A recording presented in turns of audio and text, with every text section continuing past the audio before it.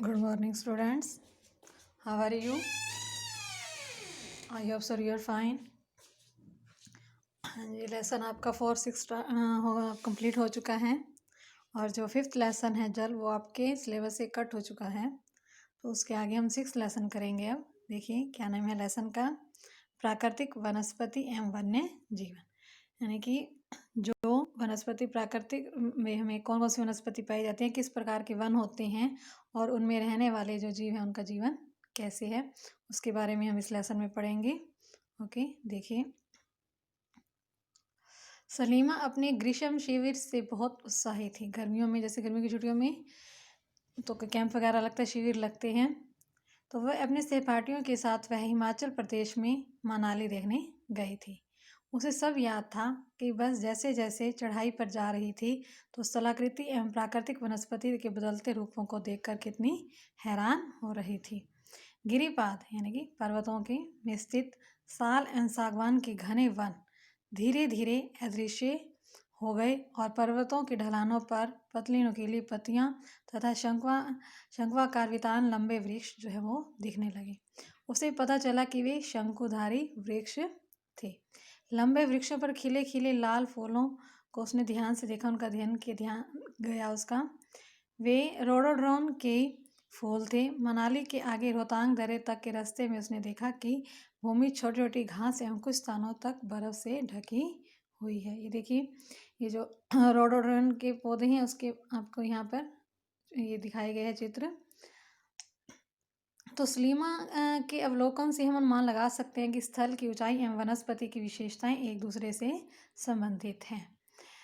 ऊंचाई में परिवर्तन के साथ साथ जलवायु में परिवर्तन होता है। जैसे ऊपर पर जाएंगे तो क्या होगी, ठंड होगी। इसके कारण प्राकृतिक वनस्पति भी, उसमें भी बदलाव आता जाता है। वनस्पति की वृद्धि तापमान एवं नमी पर निर्भर करती है। इसके अलावा वह ढाल एवं मिट्टी की परत की मोटाई जैसे कारकों पर भी निर्भर करती है। इनमें अंतर होने के कारण किसी स्थान की प्राकृतिक वनस्पति की संघनता एवं एक प्रकार में परिवर्तन होता है। जैसे जिस जगह में परिवर्तन आएगा, वायु में, जलवायु में परिवर्तन होगा, मिट्टी अलग होगी, तो उसी तरह से जो है वनस्पति भी जो वहाँ पर जिस तरह की प्राकृतिक चीज़ें पाई जाती हैं उनमें भी अंतर दिखाई देता है। आमतौर पर प्राकृतिक वनस्पति को 3 श्रेणियों में वर्गीकृत किया गया है। नंबर 1 वन, जिसके बारे में इसमें पढ़ेंगे, जो वृक्षों के लिए उपयुक्त तापमान एवं परिपूर्ण वर्षा वाले क्षेत्रों में उगते हैं। इन कारकों के आधार पर सघन और खुले वन विकसित होते हैं। सेकंड है घास स्थल, जो मध्यम वर्षा वाले क्षेत्र में विकसित होते हैं। थर्ड है कांटेदार झाड़ियाँ।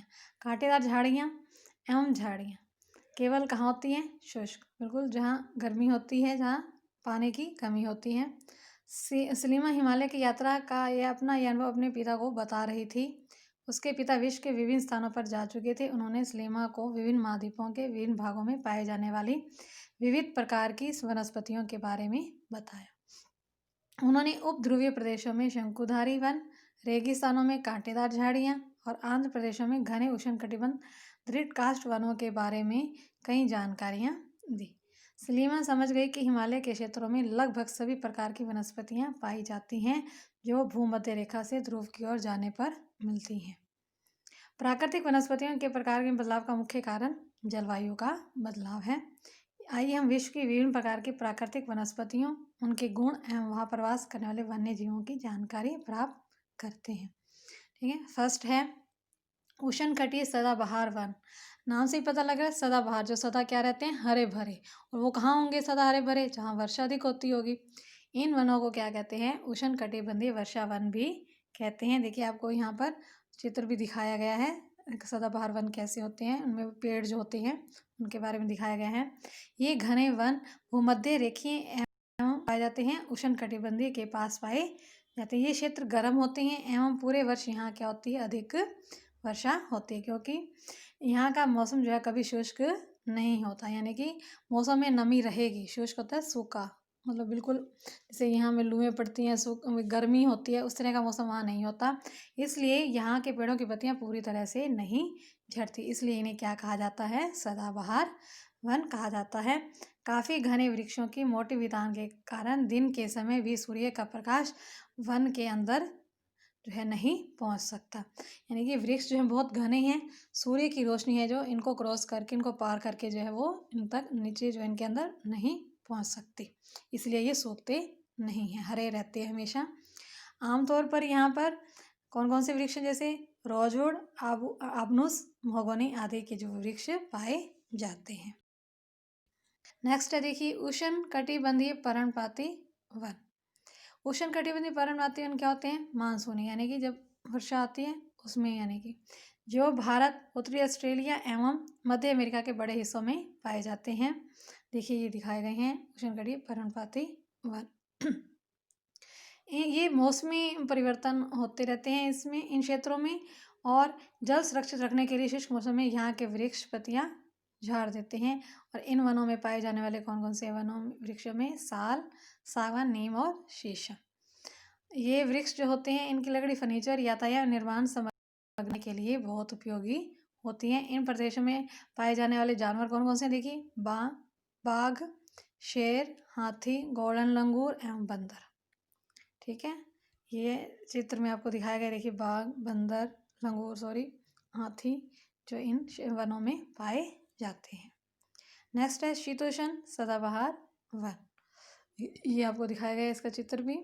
शीतोष्ण सदाबहार वन मध्य अक्षांश के तटीय क्षेत्रों में स्थित है। ये सामान्य महाद्वीपों के पूर्वी किनारों पर पाए जाते हैं, जैसे दक्षिण पूर्वी अमेरिका, दक्षिण चीन एवं दक्षिण पूर्वी ब्राज़ील। यहाँ बांस, चीड़, यूकेलिप्टस जैसे दृढ़ एवं मुलायम दोनों प्रकार के पेड़ जो हैं वो पाए जाते हैं। उसके बाद आता है शीतोष्ण पर्णपाती वन। जब उच्च अक्षांश की ओर बढ़ने पर कैसे वन पाए जाते हैं, शीतोष्ण पर्णपाती वन मिलते हैं। इसका भी चित्र आपको देखो दिखाया गया है, किस तरह के वहाँ पर वृक्ष होते हैं। ये उत्तर पूर्वी अमेरिका, चीन, न्यूजीलैंड, चिली एवं पश्चिमी यूरोप के तटीय प्रदेशों में पाए जाते हैं। ये पत्तियाँ अपने शुष्क मौसम में झाड़ देते हैं। यहाँ पाए जाने वाले पेड़ कौन कौन से हैं, देखिए बांज, एश, बीज आदि। और यहाँ पशु कौन कौन से पाए जाते हैं, हिरन, लोमड़ी, भेड़िए यहाँ के जानवर हैं। फीजेंट और मोनाल जैसे पक्षी भी यहाँ पर पाए जाते हैं।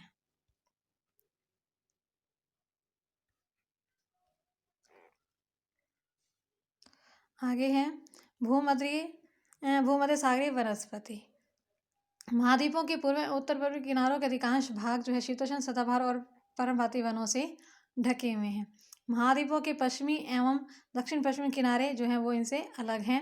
यहाँ भूमध्य सागरीय वनस्पतियाँ पाई जाती हैं। और कहाँ कहाँ पाई जाती हैं, यूरोप, अफ्रीका एवं एशिया के भूमध्य सागर के समीप वाले प्रदेशों में पाई जाती हैं, तो इसलिए इसका ये नाम पड़ा है।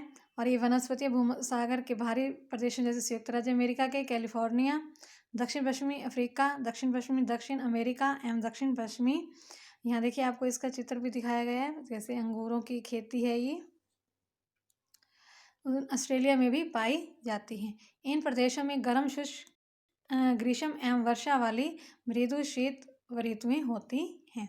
और यहाँ पर संतरा, अंजीर, जैतून, अंगूर जैसे जो है नींबू व स्ट्रीट्स के फल पैदा होते हैं, क्योंकि यहाँ लोगों ने अपनी इच्छा के अनुसार कृषि करने के लिए यहाँ की प्राकृतिक वनस्पति को हटा दिया है। यहाँ वन्य जीवन भी कम है। अब देखिए शंकुधारी वन, देखिए यहाँ पर चित्र भी आपको दिया गया है शंकुधारी वन का। ये कहाँ पाए जाते हैं, देखिए उत्तरी गोलार्ध के उच्च अक्षांशों में 50 डिग्री से 70 डिग्री के में भव्य शंकुधारी वन पाए जाते हैं। इन्हें क्या कहा जाता है, टैगा भी कहा जाता है। ये वन अधिक ऊंचाइयों पर भी पाए जाते हैं। देखिए आपको कैसे ऊपर की ऊंचाई की तरफ है। इन वृक्षों को सलीमा ने हिमालय में अधिक मात्रा प्रचुर क्या होता है, अधिक मात्रा में जाऊँ तो वहाँ देखा। ये लंबे नरम काष्ठ वाले और सदाबहार वृक्ष होते हैं। इन वृक्षों के काष्ठ का प्रयोग, जो इनकी लकड़ी, काष्ठ क्या होती है, लकड़ी का प्रयोग जो है लोकदीप बनाने के लिए किया जाता है, जो सामान्य तथा अखबारी कागज बनाने के काम आती है। जैसे आपकी नोटबुक वगैरह का होता है ना कागज, अखबारों का, उनके बनाने के काम आता है। और नरम काष्ठ का प्रयोग माचिस एवं पैकिंग के लिए बक्से जो बनाते हैं उनमें भी किया जाता है। चीड़, देवदार आदि इन वनों के मुख्य पेड़ हैं। कौन कौन से पेड़ पाए जाते हैं, चीड़ और देवदार के। यहाँ पशु कौन कौन से हैं, रजत लोमड़ी, मींग, ध्रुवीय भालू जैसे जानवर पाए जाते हैं। देखिए हिमछादी शंकुधारी वन भी आपको दिखाए गए हैं। ठीक है, आगे देखिए घास स्थल। ये वन्य भूमध्य रेखा के किसी तरफ भी, घास आप देखते हो कहीं भी उग जाती है जो भूमध्य रेखा के दोनों ओर उष्णकटिबंधीय क्षेत्रों तक फैली हैं। यह वनस्पति निम्न से मध्य वर्षा वाले क्षेत्रों में पैदा होती है। यह घास काफ़ी ऊंची लगभग 3 से 4 मीटर की ऊंचाई तक बढ़ सकती है। अफ्रीका का सवाना घास स्थल जो है इसी प्रकार का है। सामान्य रूप से यहाँ पर कौन कौन से जानवर पाए जाते हैं? हाथी, जेबरा, जिराफ, हिरन और तेंदुआ आदि जानवर पाए जाते हैं। देखिए घास स्थल कैसी होती है, उष्णकटिबंधीय घास स्थल का आपको चित्र दिखाया गया है। उसके बाद आता है शीतोष्ण घास स्थल।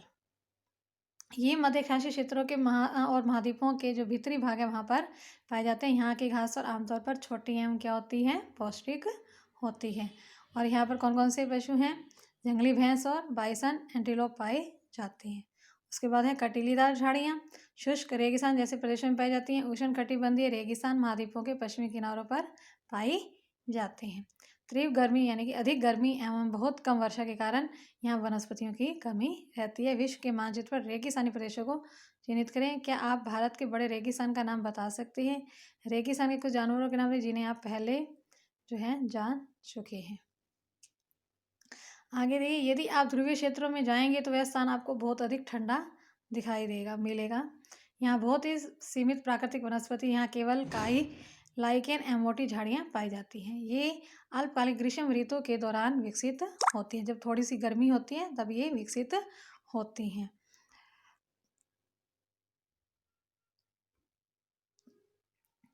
तो इसे टुंड्रा प्रकार की वनस्पति कहा जाता है। ये वनस्पति यूरोप, एशिया, उत्तरी अमेरिका के ध्रुवीय प्रदेशों में पाई जाती है। यहाँ के जानवरों के शरीर पर मोटा एवं फर और चमड़ी क्या होती है? उनकी मोटी होती है जो उन्हें ठंडी जलवायु में सुरक्षित रखती है। पाए जाने वाले जानवर कौन कौन से हैं? सील, वालरस, कस्तूरी बैल, ध्रुवीय भालू, उल्लू, ध्रुवीय उल्लू, बर्फीली लोमड़ी। यहाँ आपको इनके चित्र भी दिखाए गए हैं, देखिए।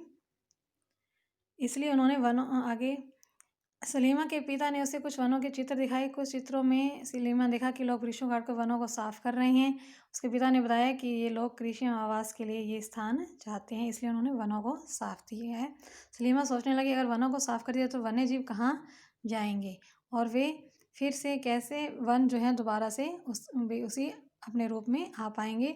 अगर इसी तरह लोग पेड़ों को काटते रहे तो भविष्य में ऑक्सीजन, जलवाष्प, लकड़ी, फल, मेवे आदि क्या हमें मिल पाएंगे? तो इसके बारे में आप इनके संरक्षण के बारे में कुछ सुझाव दें। इसके बारे में सोच रही है, आप लोग भी ऐसा सोचते हैं कि इन बात से सहमत हैं? ठीक है, तो ये आपका लेसन जो है यहीं कंप्लीट होता है।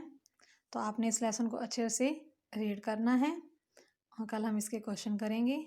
ठीक है, okay, thanks, have a nice day.